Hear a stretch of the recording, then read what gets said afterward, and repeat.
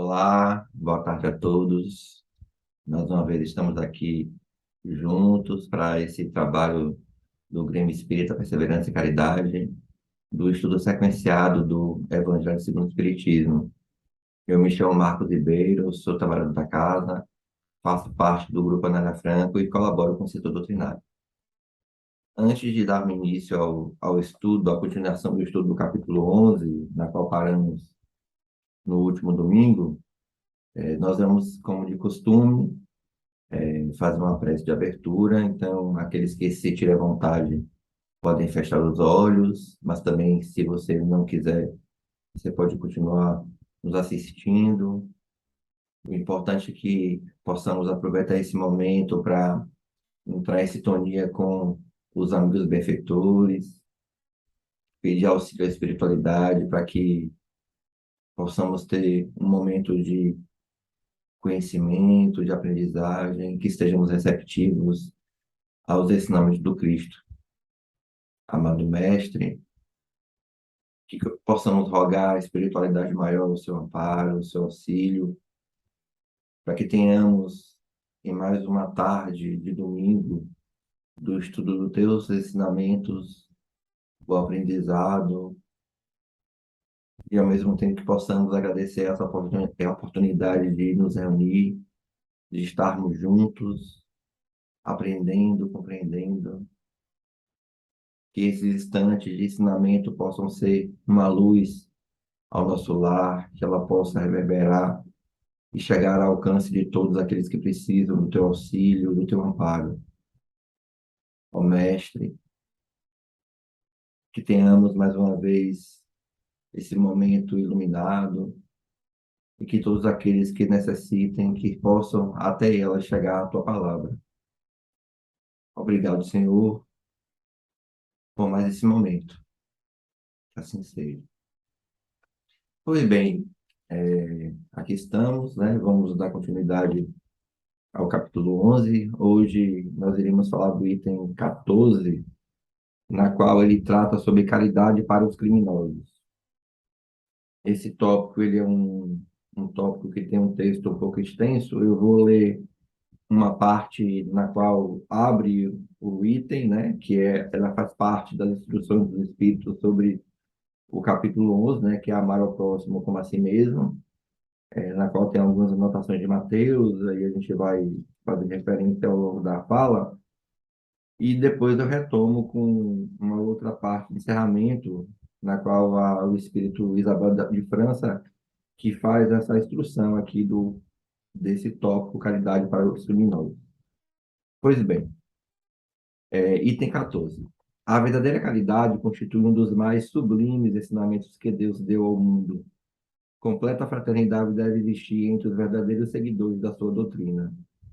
Deveis amar os desgraçados, os criminosos, como criaturas que são de Deus, às quais o perdão e a misericórdia serão concedidas, se arrependerem, como também a vós pelas faltas que cometeis contra a sua lei. Considerai que sois mais repreensíveis, mais culpados do que aqueles que negardes perdão e comiseração, pois as mais das vezes eles não conhecem Deus como os conheceis, e muitos menos lhes será pedido do que a vós. Importante isso.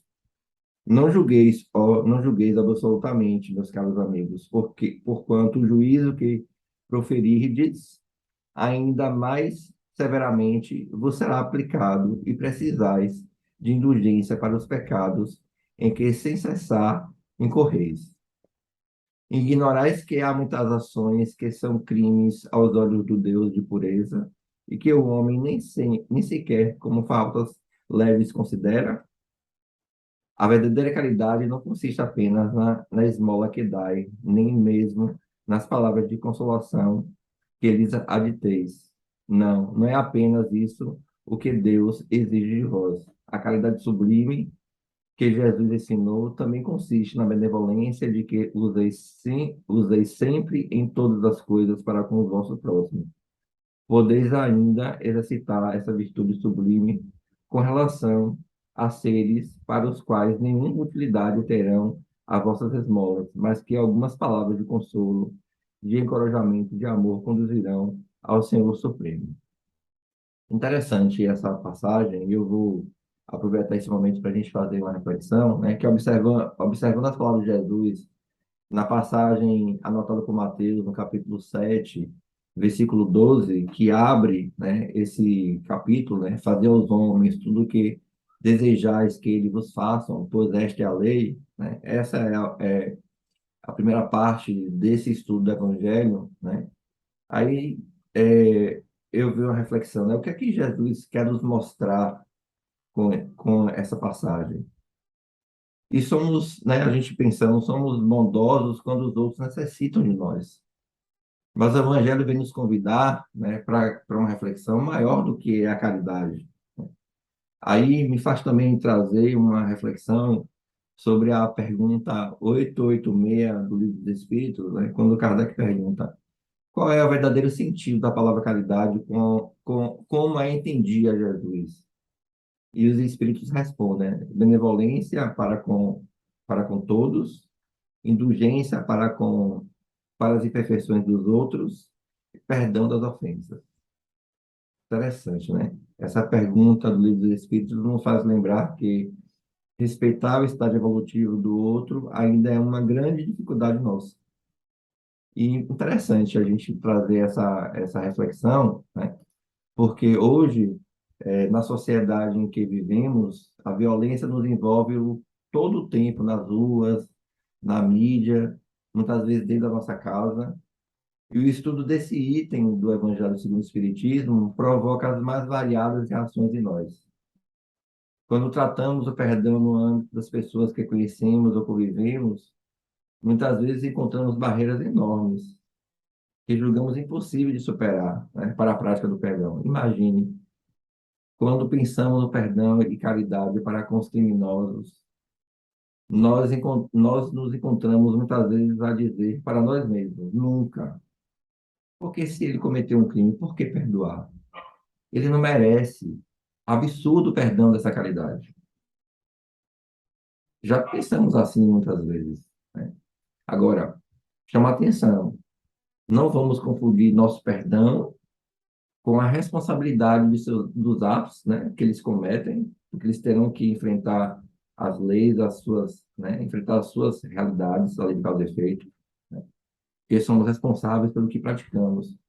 Então, quando nós agimos assim, entendendo o perdão limitado no seu sentido da palavra, né, a caridade no sentido limitado da palavra, podemos ter certeza de que o alerta de Jesus trazido pelo Evangelho ainda não germinou em nosso espírito. E esse problema se torna maior em entender essa situação quando a ideia de imortalidade da alma não é fixada em nós. Às vezes somos espíritas, mas não temos isso muito concreto, né? Sentimos muito essa questão ainda da matéria. Meus amigos, um tema ainda difícil para nós, mas não impossível. Isso é que é importante. A verdadeira caridade não existe apenas na esmola de que damos, nem nas palavras de consolação que falamos, como a gente acabou de ver aqui no Evangelho. Não é apenas isso que Deus exige de nós. A caridade sublime e verdadeira que Jesus ensinou quando passou aqui na Terra e que ainda está presente nos escritos, também consiste na benevolência com o próximo. Podemos ainda exercitar essa virtude sublime com relação às pessoas às quais nenhuma utilidade terão a nossa esmola material, mas que algumas palavras de consolo, de encorajamento, de amor, de acolhimento, poderiam fazer essas pessoas se aproximarem do Evangelho, passarem a conhecer o Cristo, ter o Cristo dentro do seu coração. E a gente, lendo os ensinamentos, né, a gente percebe que o Evangelho nos diz que estão próximos os tempos em que o nosso planeta reinará a grande fraternidade e que nós obedeceríamos à lei do Cristo, lei que será freio e esperança e conduzirá todas as moradas de todos. Que a grande receita para alcançarmos esse mérito é o amor a todos sem distinção, porque somos filhos do mesmo Pai. Não devemos estabelecer diferença entre os nossos irmãos infelizes ou que vivem longe do Evangelho, que cometem crime. Quer Deus que todos nós sejamos iguais.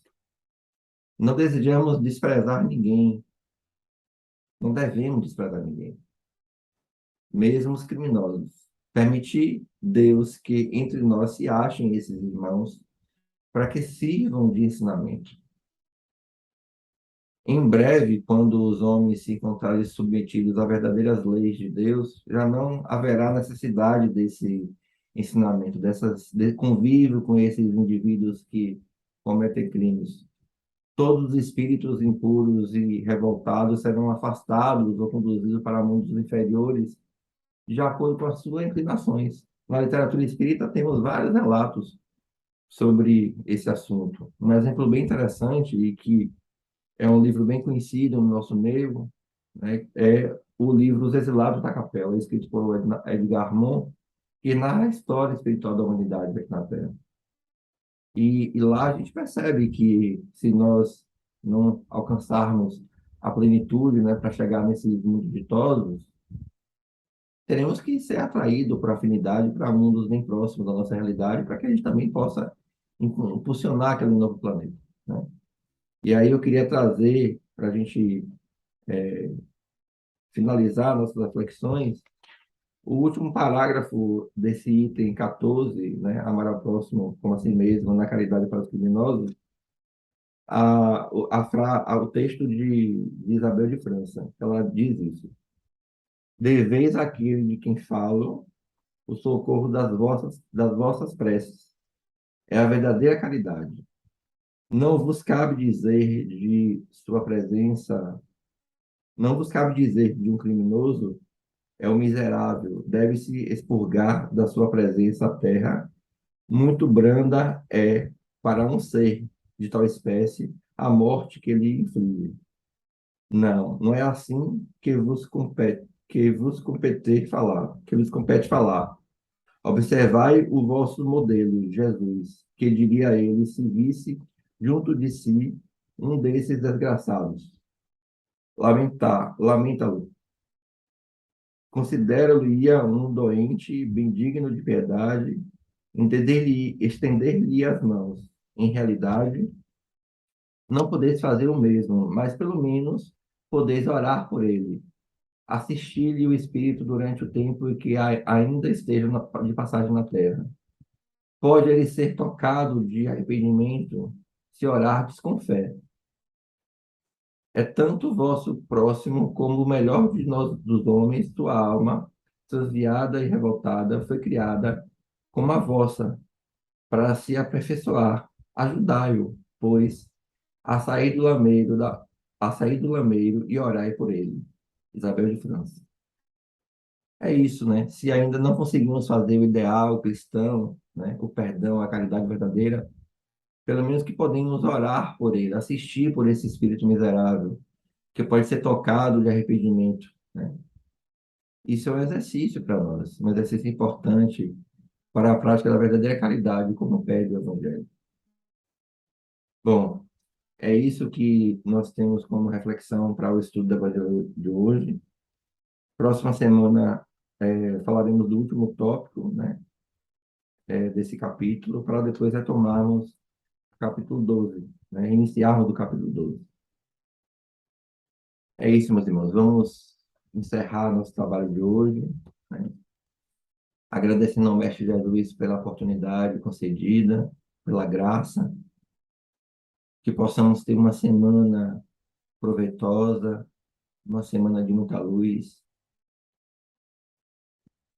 que esse momento em que estamos vivendo, um mês junino de muitos festejos, que as pessoas tenham consciência da paz, da tranquilidade, que possam estar com suas familiares e que possam, com parcimônia, ter reflexões importantes sobre os nossos atos,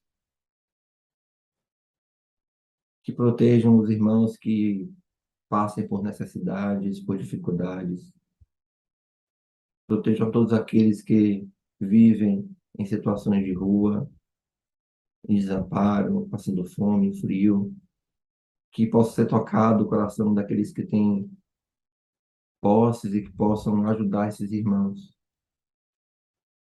Que além da caridade material também seja dada uma caridade moral, de uma palavra, de um afeto, de um convívio.